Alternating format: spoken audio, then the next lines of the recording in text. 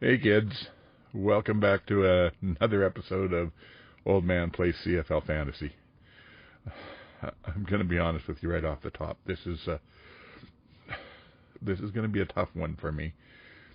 Our puppy of 13 years just passed less than an hour ago, and football doesn't seem to matter all that friggin' much right now. But I've made a commitment to you folks to put my advice out there with this show, and so I'm going to get through it and tell you what I think, and hopefully you get some good out of it for your stuff. Our puppy had 13 very good years with a family that loved him, and that will help over time. Anyway, enough of that. This is about football. So let's start with the Friday night game. Edmonton in Winnipeg.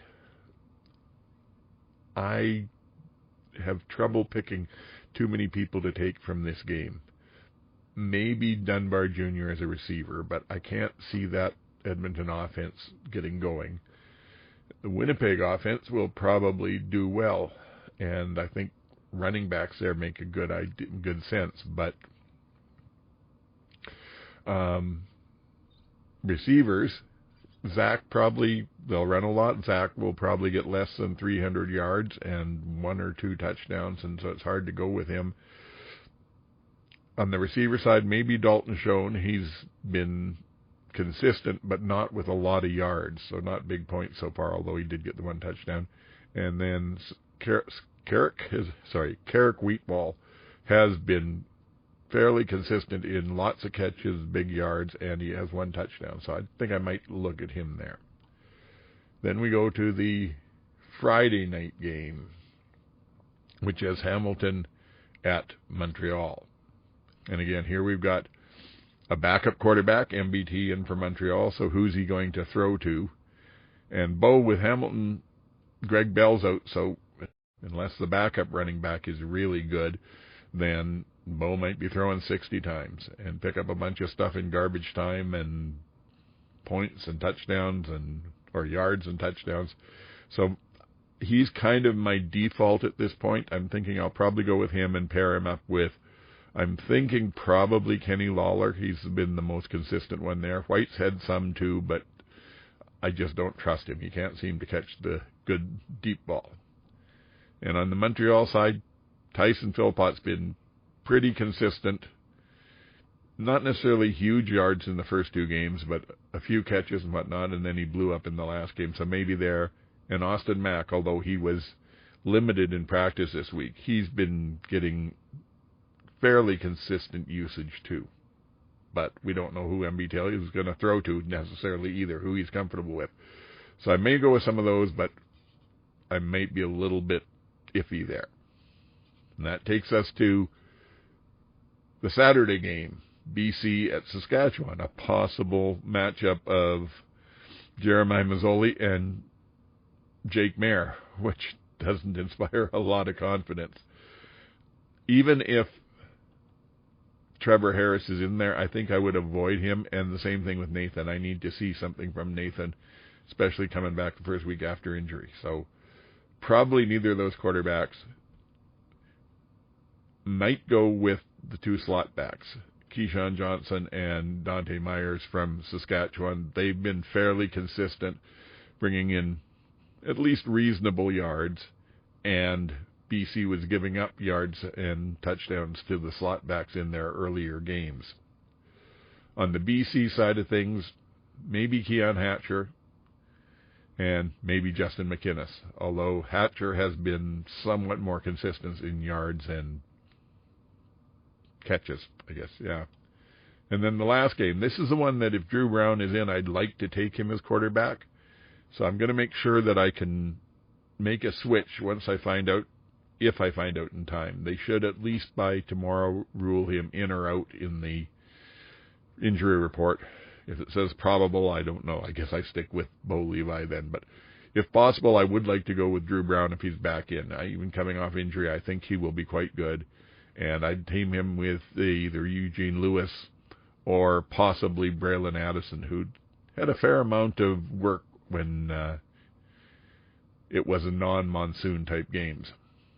So there's that one. And on the Toronto side, again, I'm not sure that even if the Chad comes back, first game back from a long injury, I don't want to be taking him.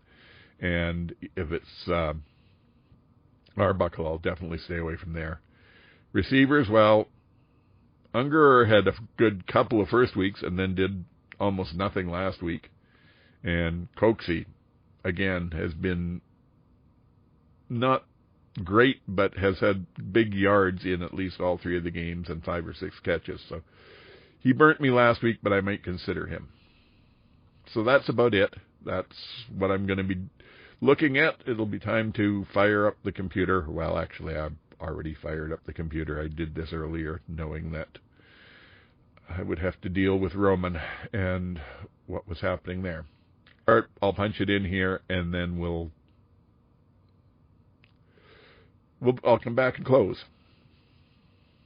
Okay, so here we go. Let's see what we've got here. I said quarterback. I'm going to check what's Drew Brown cost me here now. He's $12,000, and if I go with Bo instead, he's $14,000. So either way, I'll be okay. So I can put my team together around Bo Levi and then see if I switch over to Brown and who I switch with there. But so let's start with, Bo Levi on there, and that would mean that we want to put Kenny Lawler, who's going to be another expensive one, up there with him. So let's see. Let's just work our way down and see what that gives us. So if we say, okay, well, how much does Cedric Wheatfall cost us? We'll go to the Bombers here specifically. Oh, Wheatfall's still at $4,000, so let's take a chance on him. He's been good so far. That may save us some money. And then who else did we feel not bad about? I bet Tyson's going to be expensive, but let's give him a try and see where we end up with. So that means we have to go to Montreal.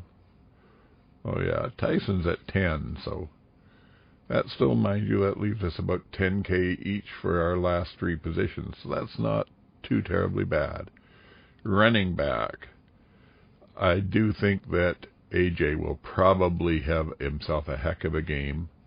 So we're going to go to Saskatchewan there. AJ's at 12. So this may mean we put in a lesser defense. We'll have to see.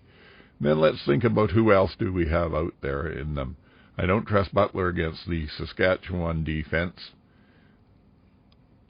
Peterson in Winnipeg ran well, and I think he might be where I go to with this next one. Rankin, I don't think, ends up running against Winnipeg well or Leak. And then when we get to the Eastern games, well, Hamilton's got Bell out.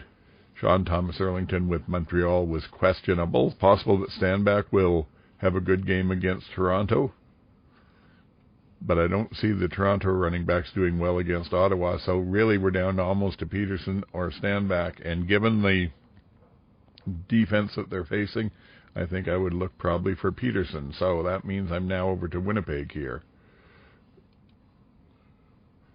And where are you? At $8,000. All right, so that leaves me 9.5 to get myself a defense. Let's open these up to all the teams and see who's what. Can't afford Montreal. I don't think that they're going to. Well, they may score well against that. Can't afford Winnipeg. Saskatchewan I can, and I could see them, especially if Mazzoli's in, picking some off. Ottawa is affordable, but yeah, I think all things considered, I'm going to go with the Saskatchewan defense here. I can afford them. That leaves me $0.9K to work with, so I'm happy with that. Here we go. Oh, I have to pick a captain. We'll make Bo Levi the captain. Lock it in, and there we go. And yeah, so there's my picks. As always, use them at your peril. I didn't say earlier in the show, but I lost the game last week. I was middle of the pack again. I think 74.5 yards. I couldn't get anybody that scored more than 10 or 12 points. and that just wasn't enough to get it there. So I'm 1-2 in the CFL Podcast League. Hoping this week will be better. We'll see. Normally this is where I'd be saying, subscribe and comment and all that. And yeah, we'd love to have you keep doing that if you can. But this week I'm just going to end up with just saying, the loved ones you've got out there, people or furry people, just enjoy and cherish every moment you got with them. It has to come to an end eventually. So that's it for this week. I hope we have some good football. I hope you have a great weekend of fantasy. And till next week, Old Man signing off.